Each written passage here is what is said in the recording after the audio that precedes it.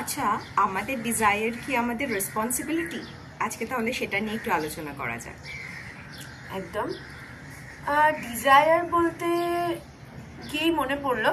তুমি কি এটা বলতে চাইছো এই যে আমি ঘুরতে যেতে চাই, মানে বা শুধু আমি না, আমি উদাহরণটা আমার দিচ্ছি, বাট এই ঘুরতে যেতে চাওয়ার এই ইচ্ছেটাও, এটা তো ইচ্ছেই। যে কোনো ধরনের ডিজায়ার, সে ঘুরতে যাওয়াই হোক আর যাই হোক না কেন, তার দায়িত্বটা যদি আমরা নিতে শুরু করি ছোটবেলা থেকেই, বা যখন থেকে আমরা অ্যাডোলেসেন্টে পৌঁছচ্ছি, বা যখন থেকে আমাদের বোধগুলো তৈরি হচ্ছে, তো আমার মনে হয় সেই রেসপন্সিবিলিটিটাকে পূর্ণ করতে পারলে অটোমেটিক্যালি আমাদের সেলফ এস্টিম গ্রো করে। এবং কোথাও না কোথাও সেলফ এস্টিম থাকা মানেই সেলফ কনফিডেন্সের সাথেও তার একটা অসম্ভব যোগাযোগ আছে, যোগসূত্র আছে। যেমন ধর, এই কোথাও ঘুরতে যেতে ইচ্ছা করছে, কিন্তু বাবা মা নিয়ে যাবে বা কিছু, যদিও এটা একটু বড় বয়সেরই ব্যাপার, মানে খুব ছোটবেলায় তো আর কেউ একা কোনো প্যারেন্টস তাকে ছাড়ে না। বা ধর আমার একটা ঘড়ি কিনতে ইচ্ছা করছে, আমি কলেজে পড়ি, আমার একটা ঘড়ি কিনতে ইচ্ছা করছে, মেটেরিয়ালিস্টিক, বা আমার হয়তো একটা সাইকেল দরকার, বাইক দরকার, বা একটা প্রসাধনী সামগ্রী দরকার। সেক্ষেত্রেও যদি দরকার ইচ্ছা একদমই তাই, ইচ্ছে দরকার নয়, ইচ্ছে, তো সেখানে আমরা আমাদের পেরেন্টসের কাছে বা আমাদের আশেপাশের লোকেদের কাছে বারবার সেটাকে বলে জায়গা থেকে আমরা যদি সেটাকে অর্জন করতে পারি, ছোট ছোট কাজকর্মের মাধ্যমে আমরা যদি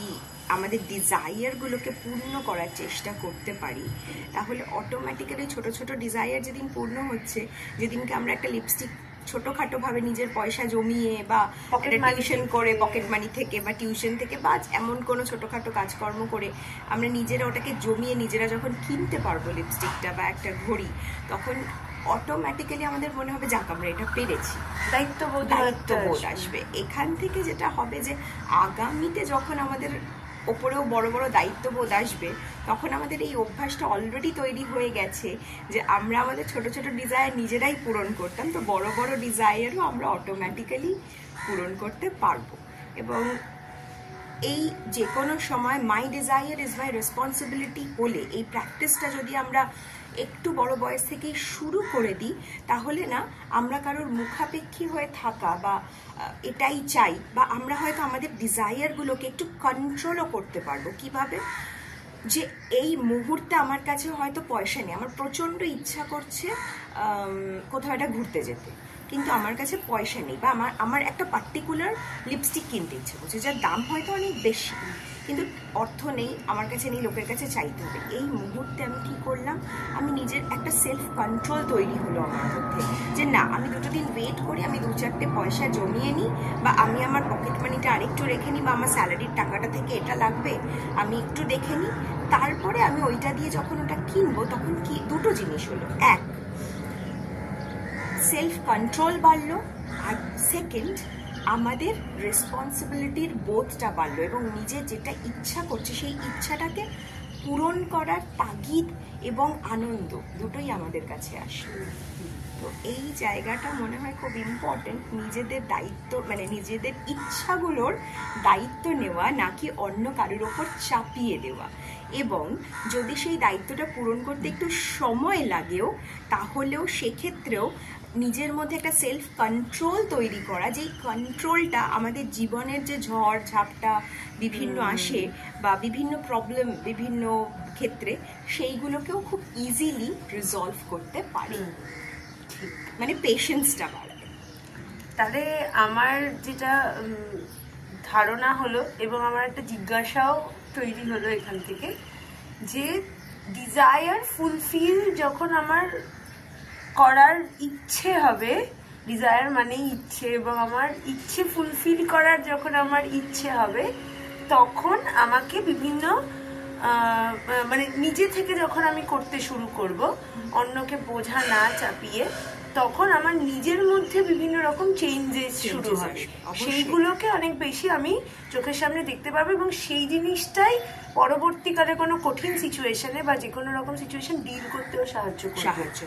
অবশ্যই, কেননা এটা এটা কোথাও না কোথাও একটা পেশেন্স তৈরি করে নিজের মধ্যে এবং নিজের প্রতি আস্থা তৈরি করে যে আজকে হয়তো আমি আমার ডিজায়ারটা পূর্ণ করতে পারছি না, কিন্তু আমি যদি একটু ধৈর্য ধরি, আমি যদি অ্যাকর্ডিংলি কাজ করি, মানে সেই ডিজায়ারটাকে পাওয়ার জন্য কাজ করি, তাহলে আমি কখনো না কখনো সেটাকে পূরণ করবই। আমি একটা ছোট্ট উদাহরণ আমার মনে হচ্ছে এখানে, যেমন ম্যাক্সিমাম বন্ধুদের বা ফেসবুকেও বিভিন্ন পোস্ট দেখতে পাই যে বন্ধুদের ঘুরতে যাওয়ার প্ল্যান হয় কিন্তু ওটা গিয়ে আলটিমেটলি হয় না। মানে এটা খুবই একটা মজাদার জিনিস যে ছোটবেলা থেকে প্ল্যান হচ্ছে যে হ্যাঁ আমরা বিভিন্ন জায়গায় ঘুরতে যাব, এখানে যাব, একসাথে যাব, কিন্তু আলটিমেটলি গিয়ে আর যাওয়া হলো না, বা যদিও হলো মানে যদি হয় তখন সেটা আবার আর কি অন্যরকমই একটা মাত্রা নেয়, জায়গা মানে